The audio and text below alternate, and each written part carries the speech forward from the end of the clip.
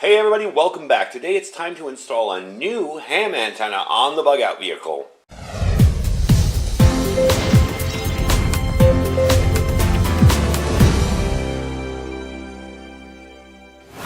Alright everybody, welcome back. So today I am going to be putting a new ham antenna on the bug out vehicle. Not much of a big deal, but I did want to make you aware of the antenna system I'm using. I've had very good luck with Comet antennas.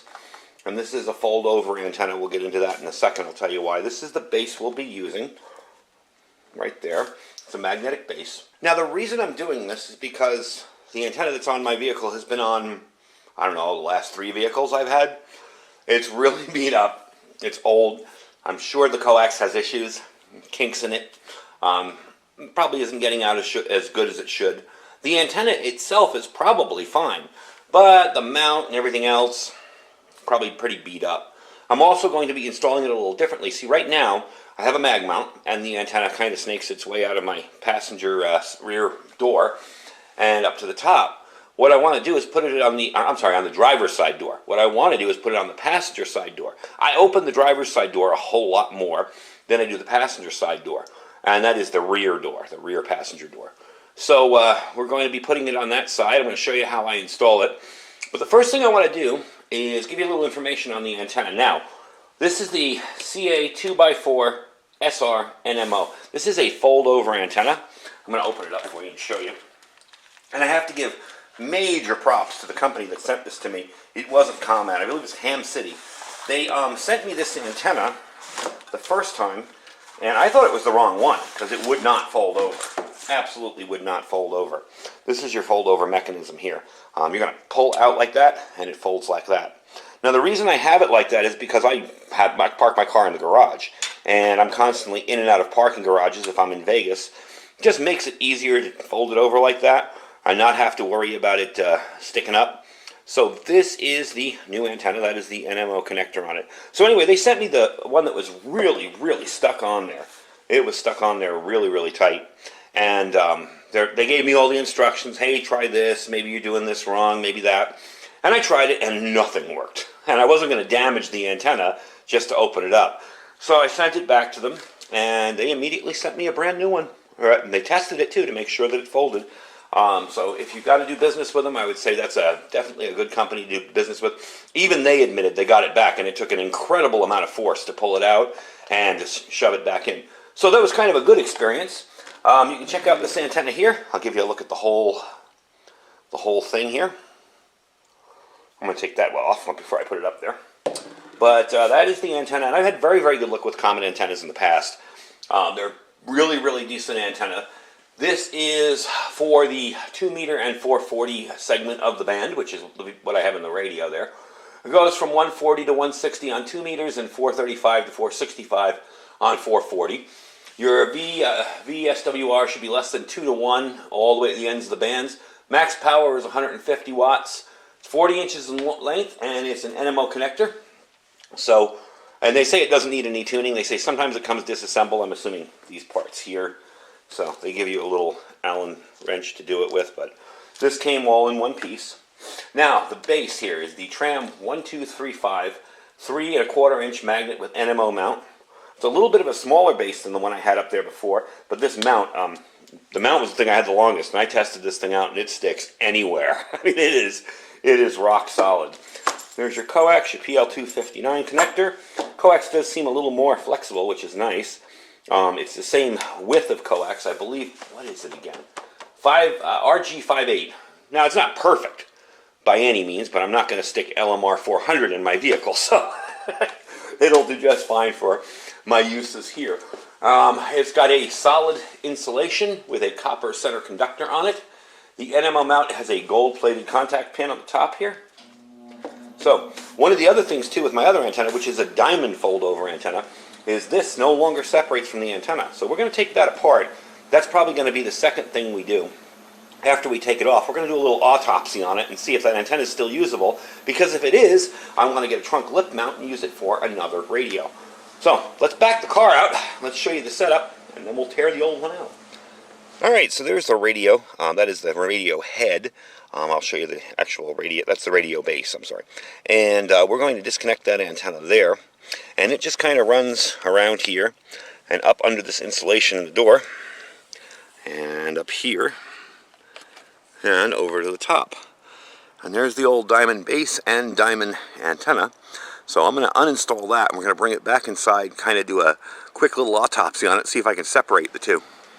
Alright, so it was really funny. I got it over here on the bench, and I've had this off several times trying to loosen it up, and I could never get it loose, and I forgot that, I don't know, maybe 6 months or so ago, I put some PB blaster on it, and I couldn't get it off. There was absolutely not budging it at all.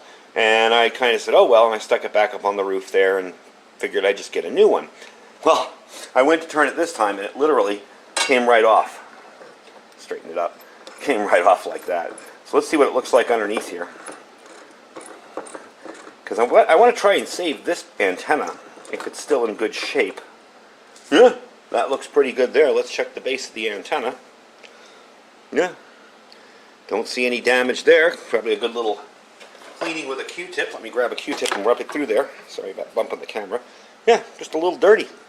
So what I can do with this antenna is get myself a lip mount and install it on the front there with a second radio, and I won't have to fold this over. So again, because this is just going to be on the hood of my vehicle, on a little lip mount on the side of the hood where it opens up, and I won't have to fold it over as much, and I can use this more for just local.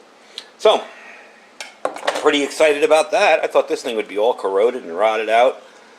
All in all, it's held up pretty good. I mean, it's got to be at least 14 years old, the antenna as well as the base. So let's start putting the new one on. All right, so I got it centered on the roof. Looks really good. Now I have fully installed it. I'm going to show you how I did it. And I did test it, and the results are amazingly different. I'm hitting repeaters that I would just marginally, barely hit before. So definitely a huge difference with this antenna. I'm definitely pleased with it. So let's get up close and I'll show you what I did. Alright, so here's the top, as you can see, where I have it sitting. I ran the wire across the roof, and I drilled a little hole here and on the other side, so there's no tension on the wire. It's just this roof rack cover covering it up. So it kind of keeps it in place, keeps it neat. I ran the wire, let's bring you inside here.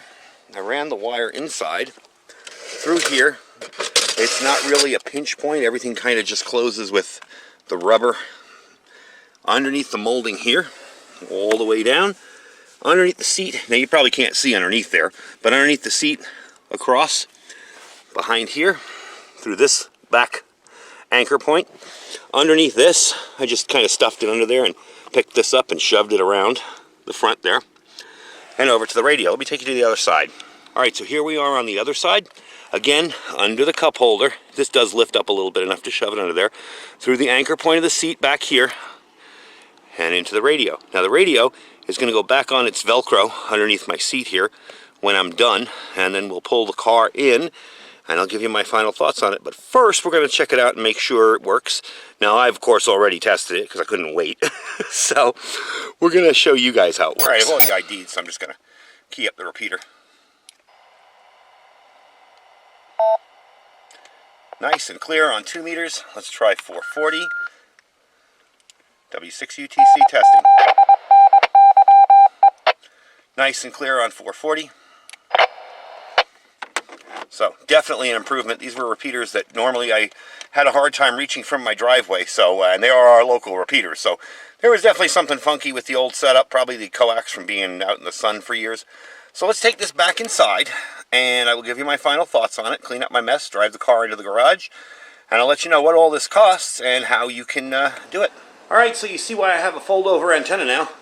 And it does work very, very well. As a matter of fact, I keyed up the repeater with it folded. Let me take you to the front here and give you a look at what it looks like. Nice and centered, folds down easy. Definitely cool. Alright, so let's finish up. Alright, so that's the install. This is the old antenna. I left the packaging here because I'm going to go over pricing with you real quick. The Tram 1235 1/4-inch magnet mount.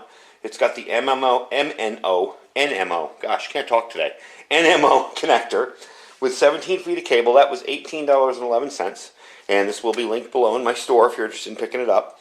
And the antenna itself, this is where the money comes in. It's $76.95, so $77. So about 90 something dollars, you can get yourself a really primo quality upgraded system. I'm really pleased with the Comet antenna. The Diamond, you know, it did its job. It lasted a long time, and I'm probably going to put it back into service as a mount on the side of the Jeep. I will get a little connector for the lip of the front hood, and I'll probably put it into service with a little 25 watt Chinese rig that I have, just as an extra radio in the car. But that is just amazing to me that it can hit repeaters that I could never hit before, even with this antenna when it was brand new. So, all in all, really cool. Like the fold-over solution. This one has it, so I'll demo it on here. You know, you can fold it over if you have a driveway or something. You know, this one's been in use for a long time, and you see that fold-over connection is still solid. So, definitely a cool thing. Let me show you what I'm thinking about as far as the front of my vehicle with this old antenna. All right, so it's probably a little dark, but you get the idea. We're going to get a connector that'll come out here, and it'll mount right about here. So that'll be pretty cool. You know, for a 25 watt rig that I'm just going to use around town on Simplex and maybe our local repeaters, no big deal. Let's get back to the table. So that's the video for today. Hope you guys enjoyed it. It's an upgrade I've been meaning to do for a really long time. And I'm very pleased with the results. I like the way I installed it. It's a lot neater. Looks like it'll be a little more protected, a little less bumping around on it. And having it on the passenger side when I don't really open my passenger side door in the rear for very much is a much better idea than keeping it on a passenger side door that I'm always in and out of on the driver's side. So definitely a cool little deal. Like I said, it run you probably totally about 90 bucks. You know, all in all, maybe 100 total. I'm thinking, you know, shipping and everything. And it's definitely a good upgrade. Now, you know, I have nothing against this Diamond antenna. It worked for a long time, many years, at least 14. But the Comets, I really have good luck with them. So anyway, folks, I will put links down below for both of these items, the Tram bit mount and the Comet antenna. It will be in my store, so don't forget to check out my Amazon store if you're interested. I try to put everything I review in there in that store, the affiliate store, if you're interested in checking out some of the more detailed specs on things. Don't forget to check out our Thrive Life link down below. If you're interested in getting started in some freeze-dried food storage, good for 25 years, freeze-dried, really clean, good food. Most of it is non-GMO, it's all organic, good stuff. I mean, if you look at the ingredients, you'll see on the beef, it's like beef, salt, water, that's it, you know. There's nothing else in it. So, definitely good stuff. And don't forget to check out our Food for Patriots link. That's preparewithiridium.com. Lots of freeze-dried options there as well, and entire solutions if you're interested in just getting some food, putting it away, and not having to worry about it again. Anyway, folks, thanks for watching. Stay safe and stay prepared.